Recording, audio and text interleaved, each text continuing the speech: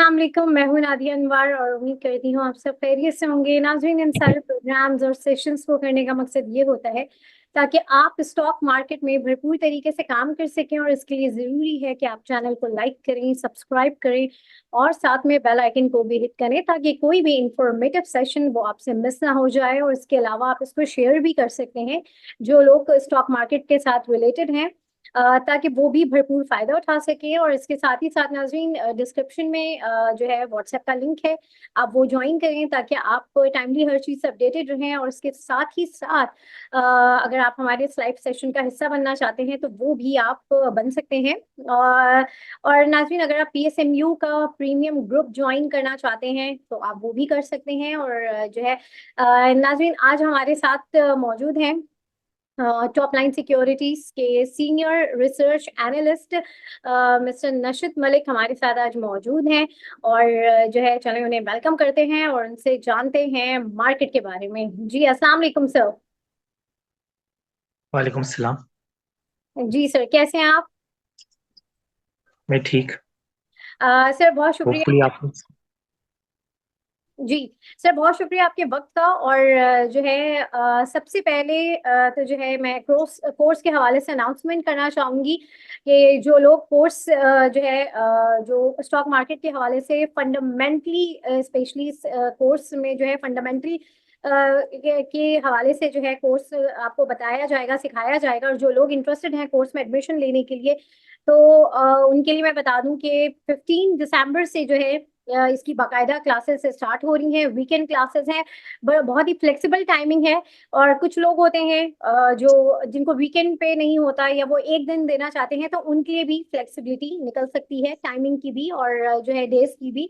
तो जो है अपनी स्लॉट जो है वो आप लोग बुक करवा लीजिए क्योंकि बहुत लिमिटेड स्लॉट रह गए हैं और अब टाइम भी बहुत कम रह गया है। तो और मैं सर नशिद से रिक्वेस्ट करूंगी कि एक शॉर्ट ब्रीफ जो है वो कोर्स के हवाले से दे दें और उसके बाद फिर हम सेशन आगे करते हैं। जी सर। जी, स्टॉक मार्केट जो है आजकल तो बहुत क्रेजी चल रही है कि हम्म। एक जो इस वीक था, ये वीक स्पेशली एक अगर हम इसको रोलर कोस्टर बोलें तो ये वीक वही एक रोलर कोस्टर रहा कि पहले दिन मार्केट बहुत ज्यादा क्रैश कर गई और फिर नेक्स्ट डे मार्केट एक रिकॉर्ड परफॉर्म कर गई और ऑलमोस्ट 1 लाख। बस अब कल की कई दिन रह गया है और आज शायद मार्केट 1 लाख को क्रॉस कर जाएगी। तो हमने अपने शो में इससे रिलेटेड प्रिडिक्शंस भी की थी और बातें भी की थी कि मार्केट जो है वो 1 लाख को क्रॉस कर जाएगी और 1,25,000 1,30,000 तक मार्केट पहुंच जाएगी।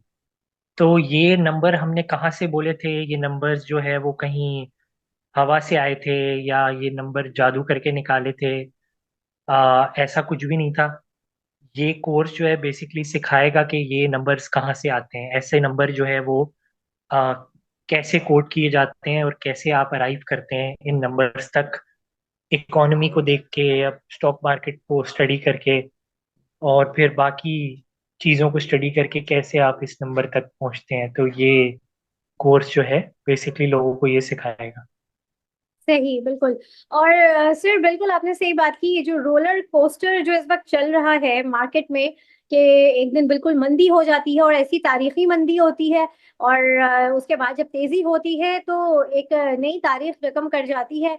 और जो हम एक्सपेक्ट कर रहे थे कि जी अब ये दिसंबर में जो है 1 लाख की का जो इंडेक्स है वो कंप्लीट होगा, लेकिन वो अब हमें जो है होता हुआ बिल्कुल नजर आ रहा है, बल्कि समझे हो ही गया है। अ, अब इसके बाद सर आप इसको कैसा देखते हैं कि ये रोलर कोस्टर जो है ये नॉर्मल कोस्टर पे चलेगी या ये यही चलता रहेगा, तेजी की गाड़ी चल पड़ी है, या फिर करेक्शन का भी खौफ है? आज भी मार्केट अच्छी थी लेकिन इन्वेस्टर्स डरे हुए थे, तो क्या आप आगे देखते हैं? हमने शायद शो था या पता नहीं मेरी वीडियो थी जिसमें कम्युनिकेट ये किया भी था कि मार्केट थोड़ी प्रेशर में आ सकती है। उसके दो रीजंस थे कि एक तो मार्केट में कुछ इस किस्म के रूमर्स चल रहे थे कि मार्केट जो है वो क्रैश करवाई जा सकती है और हो सकती है। हम्म। और मेरे ख्याल से शायद हुआ भी यही कि कुछ लोगों ने शायद ये जो पॉलिटिकल हालात कुछ थोड़े से डिस्टर्ब हुए, खराब हुए। हम्म। तो हालांकि इन इन ये पॉलिटिकल हालात खराब होने का इकोनॉमी या स्टॉक मार्केट से कुछ एज सच ताल्लुक नहीं था। लेकिन फिर भी शायद लोगों ने इसको एक एज अ मौका इस्तेमाल किया और मार्केट को शायद क्रैश करा के और फिर एक बाइंग अपॉर्चुनिटी अपने लिए अच्छा। रेडी की। तो इस तरह के इंसिडेंट आगे भी बिल्कुल हो सकते हैं, क्यों नहीं हो सकते। लेकिन अगर लॉन्गर टर्म में देखें तो मार्केट ऊपर से ऊपर जाती हुई ही नजर आ रही है। यानी कि जिस तरह से पहले भी बात हुई थी कि मार्केट जो है वो जून तक 125 से 150 के दरमियान किसी लेवल पे स्टैंड कर रही होगी। बिल्कुल। सर। क्योंकि जी। जैसे आपने बताया कि 1 लाख तो हो ही गया है, जी बिल्कुल। जो दिसंबर का टारगेट। हाँ बिल्कुल। अच्छा, यहाँ पर हमारे साथ पार्टिसिपेंट्स मौजूद हैं। आप लोगों से रिक्वेस्ट है कि आप लोगों के जो भी सवाल हैं वो आप जरा कर लीजिए, क्योंकि टाइम लिमिटेड है। फिर आखिर में सवालात आते हैं तो वो बहुत सारे सवाल आपके रह जाते हैं। जी, अब्दुल वासी साहब, आप अपना सवाल कीजिए प्लीज। सर सर मुझे एनआरएल के स्टॉक के बारे में पूछना था कि इसका क्या फ्यूचर है। एनआरएल अच्छा स्टॉक है, आई थिंक इसके ऊपर बात की भी है और बात हुई भी है पहले कि एनआरएल अच्छा है। जैसे जैसे इकोनॉमी इंप्रूव होगी तो एनआरएल में और ज्यादा इंप्रूवमेंट आएगी। अभी तो एनआरएल का ये है कि इसकी प्रॉफिटेबिलिटी के ऊपर थोड़ी सी, प्रॉफिटेबिलिटी की सस्टेनेबिलिटी के ऊपर थोड़ा सा होता है कि एक क्वार्टर ये प्रॉफिट दे देता है फिर लॉस आ जाता है। क्योंकि जाहिर है इसका पोर्टफोलियो ऐसा है, ये जो प्रोडक्ट्स बनाता है उस प्रोडक्ट्स का कॉम्पोजिशन ऐसा है कि इन हालात में थोड़ा सा अप डाउन चल रहे हैं इसके रिजल्ट्स और हालात। लेकिन ये है कि ओवरऑल ये जो है अगर हम देखें तो अच्छी कंपनी है। मैंने सवाल करना है। मेरी आवाज सुन जा रही?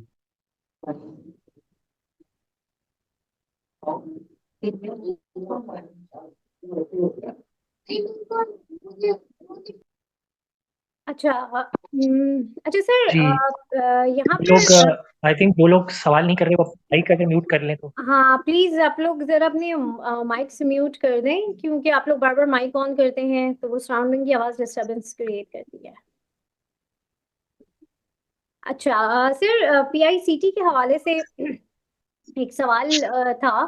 तो थोड़ा सा उसके हवाले से बताइए कि वो 2 साल से काफी डाउन है, क्या वजह है? तो ये एक सवाल था, तो जरा इसको एक्सप्लेन कर दें प्लीज। पीआईसीटी के ऊपर बात ऑलरेडी एक पुराने शो में हो चुकी है, मैंने ही की थी। हम्म। तो पीआईसीटी जाहिर है डाउन ही होगा, उसका कुछ बिजनेस ही नहीं बचा। उसका जो उसका जो कॉन्ट्रैक्ट था वो अबू धाबी पोर्ट्स वाले ले गए।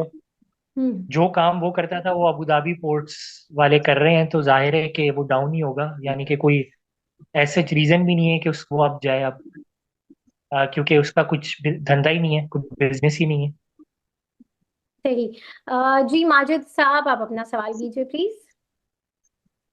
अस्सलाम वालेकुम। Welcome sir.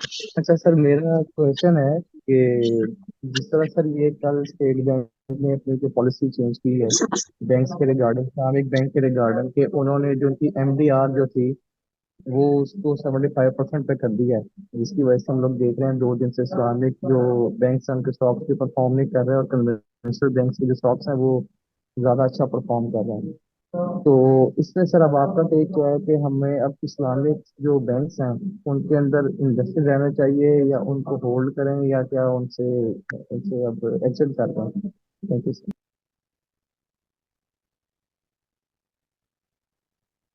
हाँ, मेरे ख्याल से जो इस चीज का जो इम्पैक्ट था, ये जो स्लाइटली नेगेटिव एक डेवलपमेंट हुई है इस्लामिक बैंक्स के लिए, तो इससे रिलेटेड आई थिंक जो भी अब आने थे लॉसेस वो मेरे ख्याल से आ चुके हैं।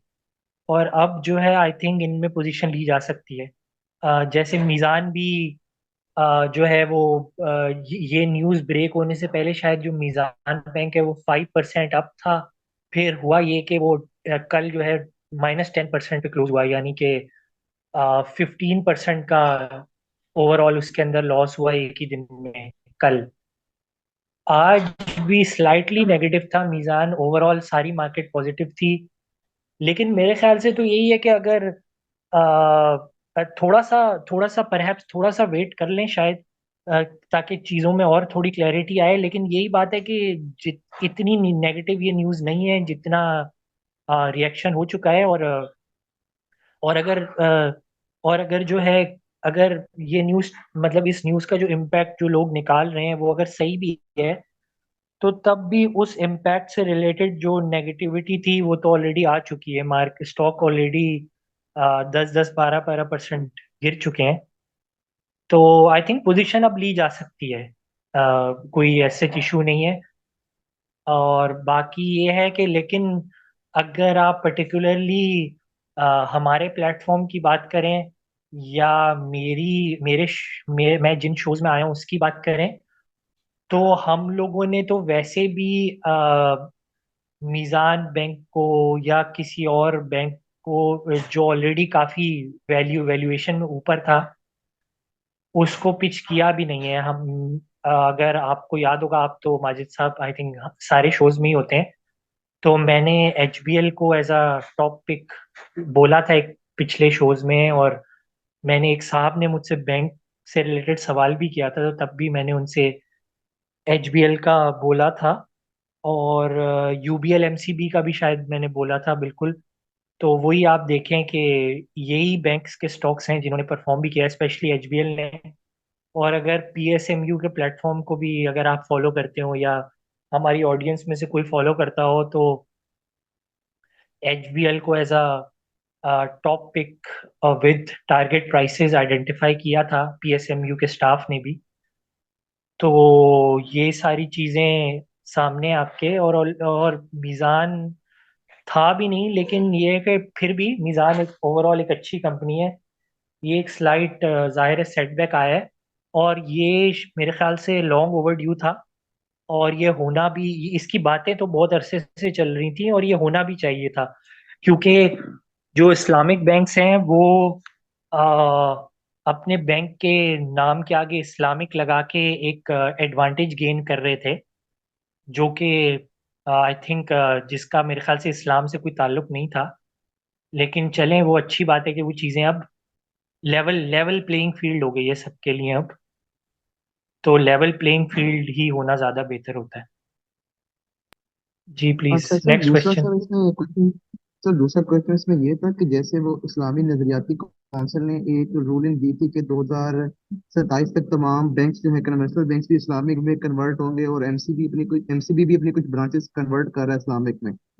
तो उस सारी एक्सरसाइज पे क्या इसको इफेक्ट आएगा, या उसको किस तरीके से आप देखते हैं सर? ये वो जो सारी एक्सरसाइज है ना, उसी की प्रेपरेशन में ये वाला स्टेप लिया गया है। क्योंकि उसी की प्रेपरेशन में ये वाला स्टेप लिया गया है ताकि जो बैंक्स के कंज्यूमर्स हैं ना वो प्रोटेक्टेड रहें, ताकि उनको एक अच्छा रेट मिले। वरना तो जाहिर है यही है ना कि अगर सारे बैंक्स इस्लामिक में कन्वर्ट हो जाते हैं तो फिर लोगों अल्टीमेटली जो नुकसान हो रहा होता वो एक छोटे डिपॉजिटर का हो रहा होता। तो गवर्नमेंट ने एक तो ये किया है कि कॉरपोरेट्स का मिनिमम डिपॉजिट रेट रिमूव कर दिया है। और इस्लामिक बैंक्स के लिए जाहिर है कि बेस्ड ऑन देयर एसेट्स एक मिनिमम डिपॉजिट रेट डिफाइन कर दिया है, ताकि कंज्यूमर्स को भी एक अच्छा रेट मिले। और लोग जो क्या बोलते हैं कि इस्लाम के नाम के ऊपर जो लोगों को एक डिसएडवांटेज मिल रहा था कि वो सिर्फ एक इस्लाम के नाम के ऊपर एक अगर बैंक में अकाउंट खोल लेते थे और डिपॉजिट करा देते थे और उनको अच्छा रेट नहीं मिल रहा होता था, अब उनको भी एक अच्छा रेट मिलेगा गोइंग फॉरवर्ड, जो कि एक मार्केट रेट है, जो कि क्योंकि हर चीज की एक मार्केट वैल्यू होती है ना। तो चीज अगर आपको मार्केट वैल्यू पे मिले तो अच्छी बात होती है। मार्केट वैल्यू से कम भी मिलना अच्छी बात नहीं होती, क्योंकि फिर वो क्वालिटी इन क्वेश्चन आती है, और ज्यादा मिलना भी अच्छी बात नहीं होती, क्योंकि जाहिर है कि हर इंसान चाहता है कि उसको चीज अच्छी वैल्यू में मिले। सही। जी, यहाँ पर फखरुल इस्लाम साहब, आप अपना सवाल कीजिए प्लीज। जी अस्सलाम वालेकुम। वालेकुम सलाम। सबसे पहले तो मैं आपको बहुत अप्रिशिएट करूंगा कि आपने ये बहुत अरसे के बाद जो है वो मार्केट पार्टिसिपेंट्स के लिए एक ऐसा अच्छा प्रोग्राम शुरू किया जिसमें बाकायदगी से मार्केट के प्रोफेशनल्स आते हैं और वो लोग अपने सवाल करते हैं और उनको बताते हैं। बहुत आपका काम जो है बड़ा काबिल तारीफ है। थैंक इससे यू। पहले कोई ऐसा जी। ऐसा प्लेटफॉर्म नहीं था जहाँ पे आप डायरेक्ट इतने अच्छे और बड़े प्रोफेशनल्स के साथ आपका इंटरेक्शन हो सके। जी, तो मैं थैंक बहुत thank you so appreciate much. करता हूँ। तो बहुत शुक्रिया आप मालिक लोगों साहब के की, लिए, आप ही लोगों के लिए है, और आप लोगों की appreciation it's really mean a lot. जी, अपना सवाल करें प्लीज। जी मेरा सवाल मलिक साहब से ये है, उनकी खिदमत में सलाम भी अर्ज कर रहा हूँ, और मेरा सवाल ये है कि गनी केमिकल इंडस्ट्रीज के बारे में बताइए कि ये इन्वेस्टमेंट के लिए कैसा स्टॉक है। गनी गनी केमिकल्स जो है, सबसे पहले तो आपका शुक्रिया अप्रिशिएट करने का। और मैं जरा ये बात क्लेरिफाई कर दूं कि ये वाला जो शो है या ये प्लेटफॉर्म है, ये अभी शुरू नहीं हुआ, ये अरसे से चल रहा है, काफी टाइम हो गया है। और ये जो है बड़ा ही एक यूनिक इनिशिएटिव है पीएसएमयू के स्टाफ का या पीएसएमयू वालों का, जिसको जितना अप्रिशिएट किया जाए कम है, क्योंकि ये एक बहुत ही यूनिक इनिशिएटिव और शो है जो कि और कोई नहीं कर रहा मार्केट में, ये सिर्फ पीएसएमयू वाले कर रहे हैं। तो आई थिंक ये इनको क्रेडिट जाता है, और ये हम जैसे लोगों को बुलाते हैं, ये इसका भी क्रेडिट ज्यादा इन्हीं को जाता है। हम तो आके अपनी बस जो नॉलेज होती है वो शेयर कर देते हैं, लेकिन जो इनिशिएटिव है वो इन्हीं का ही है। तो बाकी ये है कि गनी केमिकल्स अच्छा स्टॉक है। गनी केमिकल्स में कुछ डेवलपमेंट्स चल रही हैं, और गनी केमिकल्स की परफॉर्मेंस वगैरह भी इम्प्रूव होने के अनकरीब चांसेस हैं। और इसमें कुछ डेवलपमेंट्स वगैरह चल रही हैं जो कि जाहिर है कि एक पब्लिक प्लेटफॉर्म पे डिस्कस या शेयर ना की जाए तो ज़्यादा अच्छा होगा, क्योंकि जाहिर है ऐसी डेवलपमेंट्स नहीं डिस्कस करनी चाहिए। लेकिन मैं आपको बस इतना बता दूंगा कि ये रेकमेंडेड है, अच्छा स्टॉक है, और अगर आपकी इसमें पोजीशन है तो आप इसको होल्ड करके रखें, और अगर आप पोजीशन लेना चाह रहे हैं तो बिल्कुल ले लें इसमें पोजीशन। थैंक यू मलिक साहब, बहुत शुक्रिया आपका। So nice of you sir. Thank you. आपका भी बहुत शुक्रिया शो पे आने का। थैंक यू फखरुल इस्लाम साहब, और बहुत शुक्रिया आपकी अप्रिसिएशन का। थैंक यू सर नशत, आपका भी। जी, रऊफ महमूद साहब, आप अपना सवाल कीजिए प्लीज। अस्सलाम वालेकुम। बाय। मलिक साहब, मेरा ये सवाल है कि एफएफएल के बारे में बताएं कि ये कहाँ तक जा सकता है, और बीओपी के बारे में भी पूछना था कि इतना बड़ा इसका फ्री फ्लोट है तो उसके बाद भी इसको अपर कैप मेरे ख्याल में लगा है 9 साल बाद। तो इसका क्या मतलब, कितने तक ये जा सकता है, इसका बीओपी के बारे में भी बताइएगा। शुक्रिया सर, मेहरबानी। जैसे मैंने पहले सवाल हुआ था इस्लामिक बैंक से रिलेटेड, इसी तरह से जो जिन बैंक्स में एक्टिविटी हुई है इस डिसीजन को लेके, ये वही स्टेट बैंक ऑफ पाकिस्तान का जो सर्कुलर आया है या रूल चेंज आया है, ये उसी की वजह से इनके अंदर एक्टिविटी हुई है। तो इसमें ये है कि थोड़ी सी कॉशियस अप्रोच होनी चाहिए कि अगर तो ये सिर्फ और सिर्फ इसी वजह से परफॉर्म किया है तो फिर जरा वेट एंड वॉच और देखने वाला सिनेरियो होना चाहिए। और मेरे ख्याल से आ, थोड़ा सा वेट करके एक दिन के नेक्स्ट डे अब क्या डेवलपमेंट होती है इसमें, क्योंकि ओवर रिएक्शन जो होता है वो नेगेटिव और पॉजिटिव दोनों हो सकता है ना। अगर एक तरफ हम ये कह रहे हैं कि जो नेगेटिव रिएक्शन हुआ है वो जरा ज्यादा ओवर द टॉप था, तो फिर एक कंसिस्टेंसी के पॉइंट ऑफ व्यू से जो पॉजिटिव रिएक्शन हुआ है, यानी कि जो स्टॉक्स चले हैं, तो वो भी थोड़ा सा ओवर रिएक्शन उसको कहना चाहिए हमें। तो मेरे ख्याल से तो अब अपर कैप हो गया था कल।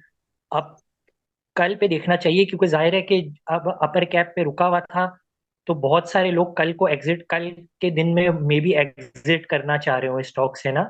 तो ट्रेडिंग के पॉइंट ऑफ व्यू से भी बंदा पोजीशन ले तो जाहिर है कि वो अगले को एक अपॉर्चुनिटी मिल रही है एग्जिट करने की। तो जाहिर है अपॉर्चुनिटी मिल रही है, तो फिर उसमें ये हो सकता है कि स्टॉक जो है, स्टॉक्स, ये स्टॉक नहीं कोई भी स्टॉक हो, वो जाहिर है कि फिर वो नीचे गिर सकता है। तो यानी कि इसको ओवरबॉट पोजीशन भी कहते हैं अगर हम टेक्निकल टर्म्स में जाएं तो। ये मेरा दूसरा स्टॉक के जी बारे में भी सर, मैंने एफएफएल के बारे में भी पूछा है सर, प्लीज। हाँ, जी जी जी, आपने एफएफएल के बारे में पूछा है। जी जी, एफएफएल बिल्कुल अच्छा स्टॉक है, और एक ऐसा स्टॉक है जो कि आप लेके होल्ड कर सकते हैं, क्योंकि इसमें भी जैसे मैंने गनी केमिकल्स की बात की थी तरह इस स्टॉक में भी काफ़ी चीज़ें चल रही हैं, काफ़ी डेवलपमेंट्स हो रही हैं। इसकी जब से एक न्यू मैनेजमेंट आई है, तो इसकी जो है, जो इसका कोर बिजनेस है, उसकी परफॉर्मेंस में भी काफ़ी इम्प्रूवमेंट है।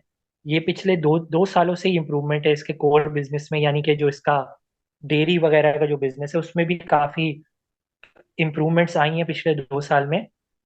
और गोइंग फॉरवर्ड भी उसमें स्लाइड स्लाइड इम्प्रूवमेंट्स आती रहेंगी, क्योंकि हमने देखा ही है कि जो बाकी इसके कंपेटिटिव ब्रांड्स हैं उनको थोड़ा बहुत बॉयकॉट से रिलेटेड इश्यूज चल रहे हैं। फिर उसके अलावा ये कि एफएफएल अपने आप को थोड़ा सा प्योरली एक डेयरी या दूध के बिजनेस से डाइवर्सिफाई करके दूसरे फूड प्रोडक्ट्स की तरफ भी ज़्यादा जा रहा है। तो बिल्कुल अगर आपके पास है तो आप इसको होल्ड करके ही रखें, तो अच्छा स्टॉक है ये। बहुत शुक्रिया सर। मैम आपका भी बहुत शुक्रिया। बहुत शुक्रिया रऊफ साहब आपका। और अच्छा सर, ये भी एक सवाल है कि एफएफबीएल और एमईबीएल के जो करंट प्राइस है उसके हवाले से गाइड कर दें। I think F F B L तो मोर और लेस काफी जो है वो कर चुका है परफॉर्म। वो बेसिकली जो उसकी प्राइस थी, एम ई बी एल का पूछा है दूसरा इन्होंने। एमईबीएल जी। हाँ, M E B L, Meezan bank. हम्म। हाँ, मीजान बैंक का यही है कि मीजान बैंक का मैं इसका आंसर मैं ऑलरेडी वैसे कर भी चुका हूँ, लेकिन यही है कि थोड़ा सा वेट एंड वॉच रखें कि ये जो डेवलपमेंट हुई है इससे रिलेटेड क्या क्लैरिटी आती है। वैसे ऑल्दो पीएसएमयू के ग्रुप के ऊपर ऑलरेडी इससे रिलेटेड कम्युनिकेट हो भी चुका था कि थोड़ा सा ओवर रिएक्शन है, लेकिन फिर भी जाहिर है कि ओवर रिएक्शन एक मार्केट के पार्टिसिपेंट्स की वजह से ही होता है। और ये है कि अगर मार्केट के एक सर्टेन लेवल ऑफ पार्टिसिपेंट्स अगर एक तरह सोच रहे हैं, तो वो चीज़ फिर आगे मटेरियलाइज भी हो जाती है। अगर अगर ओवरऑल सेंटिमेंट नेगेटिव है, तो स्टॉक में भले कुछ खराबी ना हो, वो तब भी वो नेगेटिविटी हो जाती है। तो इसी वजह से थोड़ी सी नेगेटिविटी है इसके अराउंड, इस स्टॉक के अराउंड। तो एक आध दिन देख लें, अगर स्टॉक जो है वो अपनी अपनी पोजीशन को मेंटेन करके रखता है, तो फिर इसमें डेफिनेटली पोजीशन ले लें। सही। जी उमेर राजा साहब, आप अपना सवाल करें प्लीज।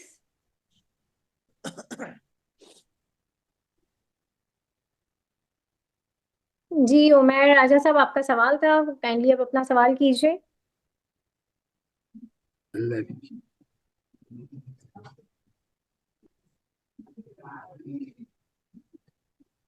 अच्छा, आई थिंक वो सवाल लिख के शायद इधर उधर हो गए। Anyways, no problem. अच्छा सर, अब ये बताइए कि जैसे सीमेंट सेक्टर की हमने बड़ी अच्छी परफॉर्मेंस देखी, अचानक से बिल्कुल देखा, अभी हालांकि परफॉर्म कर चुका है। नेक्स्ट मंथ मॉनेटरी पॉलिसी भी एक्सपेक्टेड है। क्या लग रहा है आपको कि मजीद जो है ये भी कहा जा रहा है कि अभी जो स्लो डाउन हुआ था एकदम से आज जो है वो बूम हुआ, कोई खबर थी, कोई न्यूज़ थी, देन उसके बाद जो है अब क्या देख रहे हैं कि नेक्स्ट मंथ जो मॉनेटरी पॉलिसी आएगी उसके बाद किस तरीके से आप इस सेक्टर को देख रहे हैं। मॉनेटरी पॉलिसी में तो यही एक्सपेक्टेड है कि रेट रेट जो है वो 1 से 1.5% फर्दर गिर जाएगा, हम्म। यानी कि 15% से 14 या 13.5% तक रेट चला जाएगा, यही एक्सपेक्टेशन है। सही। तो आई थिंक मोर और लेस जो, अगर हम काइबोर के रेट्स देखें तो उन्होंने इस चीज को मोर और लेस इनकॉर्पोरेट किया हुआ ही है अपने अंदर। हम्म। और जो पिछले कुछ ऑक्शंस वगैरह भी हुए हैं, तो उसमें हम देखें तो बल्कि ऑक्शंस के अंदर थोड़ी सी अपवर्ड, ऑक्शन की जो कट ऑफ यील्ड्स हैं उनमें अपवर्ड करेक्शन हुई है, क्योंकि पिछले कुछ ऑक्शंस में ओवर जो है ना, वो स्लाइटली ओवर रिएक्शन हो गया था, यानी कि ओवर करेक्शन हो गई थी रेट्स में। क्या? तो इस लिहाज से देखा जाए तो ये सीमेंट सेक्टर क्या पूरी ओवरऑल स्टॉक मार्केट के लिए एक न्यूट्रल सा इवेंट ही होगा, क्योंकि ऑलरेडी चीजें इनकॉर्पोरेटेड हैं। हाँ, अगर अगर लेट सपोज जो पॉलिसी रेट है वो 300 बेसिस पॉइंट से, यानी कि 3% से कट हो जाता है या 4% से कट हो जाता है, यानी कि इतना कोई एक्सट्रीम लेवल का कट आ जाता है पॉलिसी रेट में, हम्म। तो फिर शायद मार्केट उसको पॉजिटिवली लेगी। लेकिन अभी तो न्यूट्रल इवेंट ही होगा, क्योंकि सबको पता है क्या होने वाला है, सही। रेट कट ही होगा पॉलिसी रेट में। सही। हाँ, अब ये हो सकता है। हाँ, एक और चीज हो सकती है, एक और चीज ये हो सकती है कि अगर उल्टा सरप्राइज आ जाए कि रेट कट, जिसके चांसेस कम है, लेकिन अगर उल्टा सरप्राइज आ जाए कि रेट कट ना हो, फिर मार्केट उसको नेगेटिव लेगी। हाँ। सही। लेकिन इसके चांसेस बहुत कम है। लेकिन होने को तो जाहिर है कुछ भी हो सकता है। बिल्कुल बिल्कुल सही कहा आपने जी। मोहम्मद कासिम साहब, अपना सवाल कीजिए। जी अस्सलाम वालेकुम, बहुत शुक्रिया। नशीद साहब, आपसे दो क्वेश्चंस हैं। एक तो फैसल बैंक के हवाले से है। फैसल बैंक में आज बहुत ज़्यादा ट्रेडिंग हुई, कल ये लोअर ब्लॉक पे था, और इसकी जो ईपीएस है वो कितनी हिट हो सकती है? तो मेरा ये यानी कहाँ तक ये यानी जा सकता है नीचे, या इसको कहाँ पे एक्यूमुलेट करना चाहिए? एक सवाल ये है। और दूसरा सवाल ये है कि एसएसजीसी जो है उसके अंदर तो हम बहुत ज़्यादा वॉल्यूम्स देख रहे हैं, और एसएनजीपी में यानी उसके फंडामेंटल अगरचे उससे बहुत बेहतर हैं, लेकिन एसएनजीपी में कोई परफॉर्मेंस नहीं आ रही। एसएसजीसी जो है, आप क्या एक्सपेक्ट करते हैं कि उसके फर्दर जो रिजल्ट्स हैं, जिसमें बहुत ज़्यादा कमी आ चुकी है उनके खसारे में, तो इसको लॉन्ग टर्म के लिए किस सतह पे एक्यूमुलेट करना चाहिए जो इसमें नहीं जा सके पहले?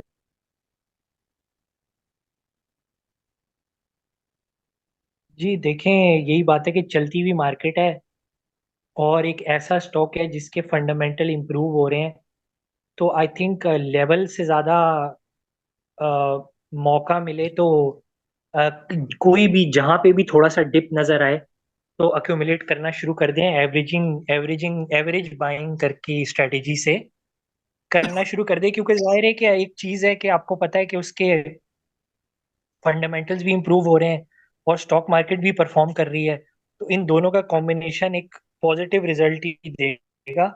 तो बिल्कुल ये है कि एक मौका देख के या एक एक टाइम पीरियड डिसाइड कर लें कि भाई मैंने इतने शेयर्स बाय करने हैं और मैं एक एक वीक में वो बाय करूंगा। तो एक वीक के अंदर उसको डिवाइड करके हर रोज थोड़े थोड़े बाय कर लें। जाहिर है कि आपको किसी दिन शायद थोड़े ऊपर रेट पे मिल जाएगा, थोड़े किसी दिन नीचे रेट पे मिल जाएगा, तो एक एवरेजिंग हो जाएगी ऑटोमेटिकली। तो बाकी दूसरा सवाल आपका था फैसल बैंक से रिलेटेड। हाँ, अ, फैसल बैंक का फैसल बैंक का ये है कि जैसे मैंने पहले भी कहा कि जितना अर्निंग्स के ऊपर इम्पैक्ट आना था, उतने स्टॉक्स या शायद उससे थोड़े से ज्यादा ही ऑलरेडी गिर चुके हैं। मीजान बैंक भी, फैसल बैंक भी, जो भी इस्लामिक बैंक हैं, वो ऑलरेडी गिर चुके हैं। तो बिल्कुल। यही है कि इसमें भी यही है कि थोड़ा सा एक आध दिन वेट कर लें ताकि थोड़ी सी क्लैरिटी आ जाए, और फिर जाहिर है कि एक्यूमुलेट करना शुरू कर दें। अर्निंग्स के ऊपर इम्पैक्ट जो है वो 7 से 10% तक का रेंज में आ सकता है, अर्निंग्स के ऊपर इम्पैक्ट। और इतने ही स्टॉक ऑलरेडी गिर भी चुके हैं, जैसे आपने खुद भी बोला कि फैसल बैंक लोअर लॉक पे था। जी। सही। बहुत शुक्रिया मोहम्मद कासिम साहब। अच्छा, टाइम बहुत कम रह गया है, वी हैव जस्ट 5 मिनट्स। तो जो है उमर राजा, आप अपना सवाल कीजिए क्विकली सर, आंसर और क्विकली सवाल कीजिए जी प्लीज। जी बिल्कुल। जी अस्सलाम वालेकुम। जी ईपीसीएल के बारे में मैंने बात करनी थी। मेरे एक अंकल हैं, केमिकल इंजीनियर है। तो इनका ना अभी रिसेंटली जो हाइड्रोजन का प्लांट है ना वो स्टार्ट हो जाना है, उसकी टेस्टिंग चल रही है। तो उन्होंने मुझे यही सजेस्ट किया कि बेटा आप थोड़े से ना ईपीसीएल लेकर छोड़ दें, कि जैसे ही इसके डाउन हो गया या बिजनेस रिकॉर्ड ट्रिब्यून में खबर लगेगी ना ईपीसीएल की कि इनका हाइड्रोजन का प्लांट टेस्टिंग के बाद अब स्टार्ट हो गया है, तो ये इंशाल्लाह ताला आपको 45 46 तो इजीली क्रॉस कर जाएगा, 60 तक भी ये जा सकता है। तो सर इसमें मैं आपका भी व्यू चाहता हूँ, माशाल्लाह सीनियर है, थोड़ा सा गाइड करें कि ईपीसीएल क्या मैं ले लूँ इस लेवल पे, 36 के लेवल पे। जी देखें, मैं एक एक ऐसी न्यूज़ है, ये तो खैर मेरे लिए भी खबर ही है जो आपने दी है। तो जाहिर है इसके बारे में बातें तो बहुत अरसे से चल रही थी इस प्रोजेक्ट से रिलेटेड। आई थिंक आपके पास इससे रिलेटेड ज़्यादा इंफॉर्मेशन है कि भाई एग्जैक्टली कब उसकी काम की पेस क्या चल रही है और कब ऑनलाइन आएगा। लेकिन ये कि ये प्रोजेक्ट चल रहा था, कुछ अरसे से इनका था, और जाहिर है कि ऑनलाइन आ जाएगा, या इसकी जब भी अनाउंसमेंट भी होगी तो जाहिर है मार्केट इसको एक पॉजिटिव ही लेगी और स्टॉक जो है परफॉर्म करेगा। तो बिल्कुल अगर आपको लगता है कि ये वाली जो डेवलपमेंट है ये करीब है और आने वाली है, तो बिल्कुल आपको इसमें पोजीशन ले लेनी चाहिए। ठीक है सर, जज़ाकल्लाह, बहुत शुक्रिया सर जी। जी। अच्छा, साजगार के हवाले से सवाल आया है सर, जरा क्विकली जो है इसको भी कर दें कि kindly provide the expected sales figure of Sazgar for the month of November. ये इंक्रीज होगा, डिक्लाइन होगा, क्या एक्सपेक्टेड है? ओवरऑल ऑटो सेक्टर में तो पॉजिटिविटी ही है। तो अ, अभी जाहिर है कि क्योंकि साजगार का स्लाइटली इशू ये भी होता है ना कि इसका बहुत ज्यादा कोई अच्छा हिस्टोरिकल कंपैरिजन भी अवेलेबल नहीं होता, क्योंकि जब भी साजगार को देखें तो उसके सेल्स फिगर आते हैं और ईयर ओवर ईयर जो ग्रोथ है वो बहुत हाई होती है, क्योंकि जो बेस होती है यानी कि जो पिछले साल के फिगर होते हैं वो प्रॉपर रिफ्लेक्शन नहीं होते गोइंग फॉरवर्ड सेल्स का। लेकिन अगर हम ओवरऑल सिनारियो पे जाएं कि जिसमें ऑटोज की सेल्स इंप्रूव हो रही हैं, तो उस लिहाज से तो फिगर अच्छा ही आना चाहिए साजगार की गाड़ियों का, यानी कि 900 के करीब करीब की रेंज में ही कोई फिगर आना चाहिए सही। नवंबर। सर, अब जरा ये बताइए कि अब मार्केट आपको कैसी लग रही है? एंड ऑफ द वीक ये चल रहा है, और एंड ऑफ द वीक में क्या आप देख रहे हैं, बिल्कुल जो लास्ट डेज हैं उसमें क्या आप सजेस्ट करेंगे कि क्या स्ट्रेटेजी होनी चाहिए, क्या ये तेजी की सूरत हाल बरकरार रहेगी? अच्छा, यहाँ पर एक सवाल आई थिंक आ गया है इनका भी। व्हाट प्राइस सर्ले के हवाले से पूछा है, have be accumulated for long term, क्या प्राइस होनी चाहिए, थोड़ा सा इसके हवाले से भी बता दीजिए। और साथ ही साथ ये भी जी बताएं, फिर जो आखिर में हम टॉपिक के बारे में पूछेंगे। फार्मा सेक्टर तो सारा ही लाइमलाइट में है, तो जो भी एक अच्छी कंपनी है उसकी और सर्ल को बिल्कुल बिल्कुल देखा जा सकता है, क्योंकि सर्ल के प्रोडक्ट्स भी ऐसे हैं, ये लोग कफ सिरप वगैरह बनाते हैं। तो ये कि सर्दियों में या विंटर सीजन में इनकी सेल वगैरह बढ़ भी जाती है थोड़ी सर्ल की। तो बिल्कुल इसको जो है ना देखा जा सकता है, क्योंकि इसका ये वाला क्वार्टर एक्सपेक्टेड है कि अच्छा आएगा। सही। और सर मार्केट के हवाले से बता दें कि लास्ट डे में कैसी रहेगी मार्केट, और जो है इसके साथ ही साथ आप टॉपिक भी बताएं, जो आपकी टॉपिक है वो भी आप बता दें जो कि इस वीक की होगी। जी, मार्केट मार्केट तो जो है ना वो पॉजिटिव ही रहेगी। तो जाहिर है कि मार्केट तो पॉजिटिव ही रहेगी, और जाहिर है कि मार्केट 1 लाख तो क्रॉस कर ही जाएगी। इसमें तो ऐसे सच कोई भी अब मिस्ट्री नहीं है। हम्म। बाकी ये है कि टॉपिक अब जाहिर है कि आप वो वाले स्टॉक्स देखें जिनकी बिजनेस परफॉर्मेंस ऐसी है कि जिसमें इम्प्रूवमेंट आ सकती हो गोइंग फॉरवर्ड। अभी नहीं, गोइंग फॉरवर्ड इम्प्रूवमेंट आ सकती हो, और बहुत मैसिव किस्म की इम्प्रूवमेंट आ सकती हो। हम्म। तो इस लिहाज से अ, अ, आयशा स्टील्स एक ऐसा स्टॉक है जो कि जिसको देखा जा सकता है। सही, बिल्कुल। बहुत शुक्रिया नशीद साहब आपका। और टाइम ऑलमोस्ट जो है वो फिनिश हो गया है। और जितने भी हमारे पार्टिसिपेंट्स हैं आप लोगों का भी बहुत शुक्रिया। और इसके साथ ही साथ नाज़रीन, मैं आज के सेशन से इजाज़त लूंगी। इंशाल्लाह आप लोगों से फिर मुलाकात होगी। तब तक के लिए अल्लाह हाफिज़। Thank you so much sir. अल्लाह हाफिज़। अल्लाह हाफिज। बहुत शुक्रिया।